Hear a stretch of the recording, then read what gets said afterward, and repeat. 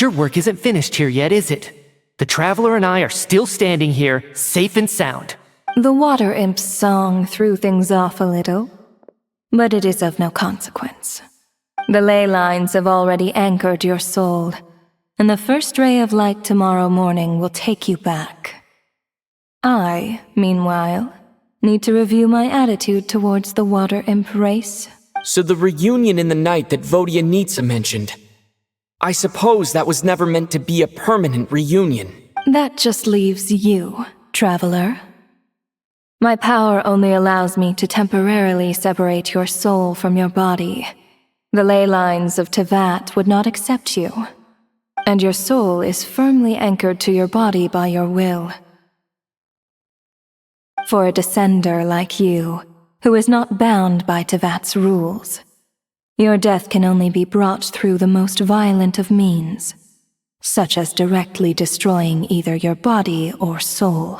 I have no interest in involving myself with Descenders, for now. Although, this may change if Asmodee remains missing, or you insist on interfering with our affairs. One last question then. All our struggles and sacrifices here, they were meaningless from the very beginning, weren't they? Death abides no reason. Besides, what you call sacrifice is merely a concept created by humanity. To me, it is nothing more than a self-indulgent charade in the face of death. Mere mortals fantasizing that their actions could reclaim something from my grasp. A truly laughable idea.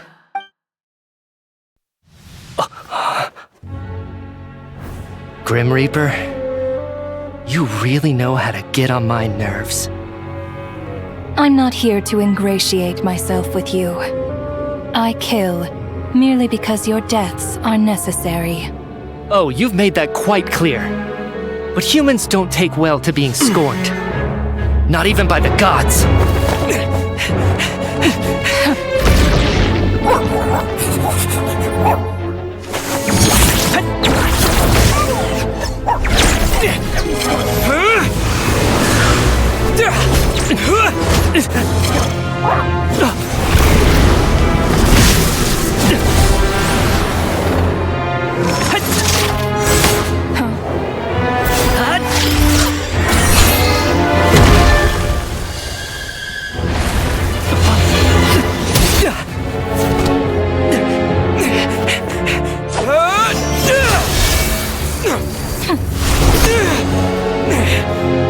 This is futile. You must know that you are powerless against me in my own domain. I suggest that you save your strength. For what? Maybe we can't change it. But if nothing else, we can at least teach you to have some respect for the dead.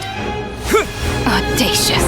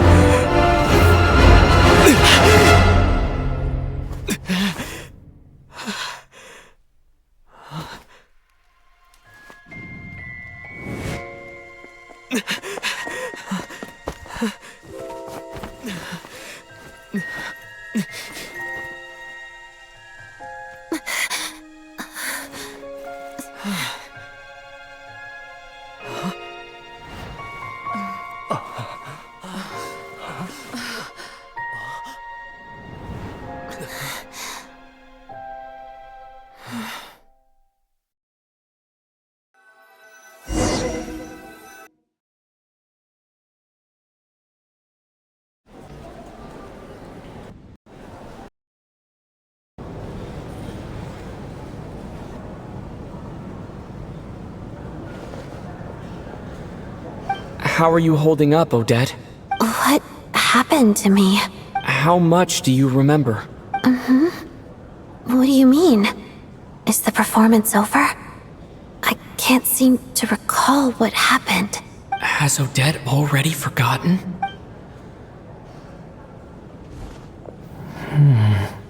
Mitya? Oh, I'm sorry. I guess I spaced out there for a second. Remind me who you are? Don't you remember anything? Yeah, I remember now, comrade. Looks like we guessed right. Just like me when Odette found me at the Armory Palace. For some reason, everyone killed by the Ruler of Death eventually came back to life. Just with one catch. They forgot what happened while they were dead. Odette and the others have already forgotten everything. Why were you able to remember this time? Could this be the reason? You said this is the Ruler of Death's symbol, right? I don't see anything there.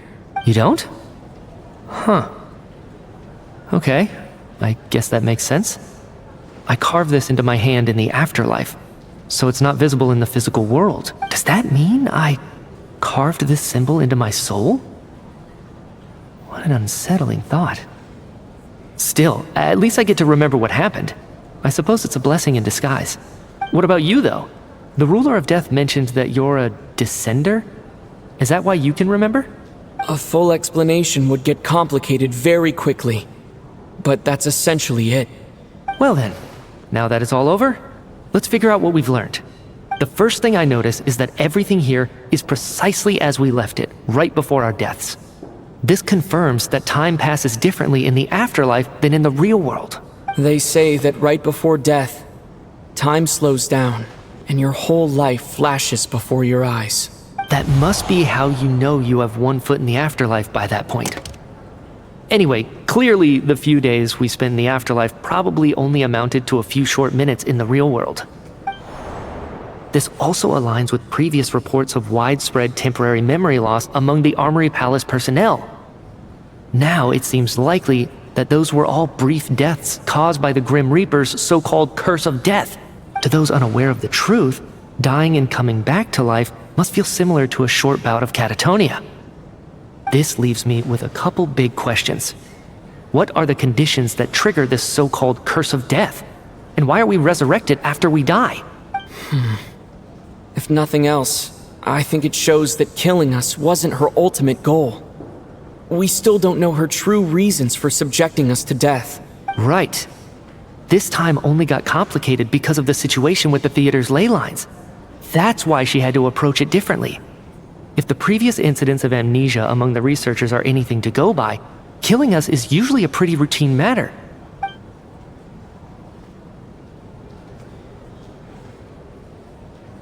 Come to think of it, wasn't I about to note something down before I died? I can't remember what it was, but I think it was something related to my research project. Sorry, Traveler. I'll catch up with you again later. Right now, I have to make a trip back to the Armory Palace. Sir, if I may, no one of your description has ever shown up in my investigations into Mr. Mitya's friends. Yet, you two seem very familiar with each other. Could you perhaps tell me where he was in such a rush to get to? And, by the way, have we ever crossed paths? Forgive the presumptuousness, but I feel a vague and indescribable sense of familiarity about you. I can explain everything. Could you help me gather everyone in the theater in one place?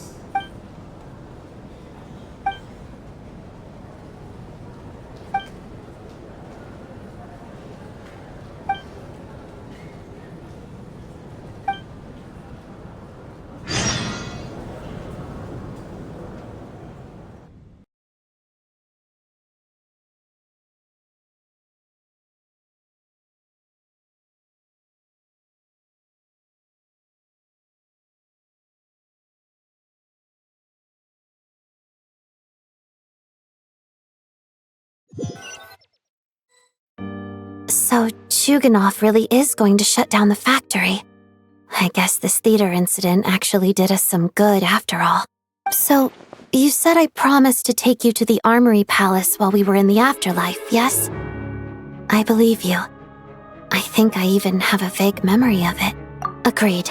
Let's check in on her first. The whole reason for our trip to the Armory Palace anyway is to figure out what's going on with her health.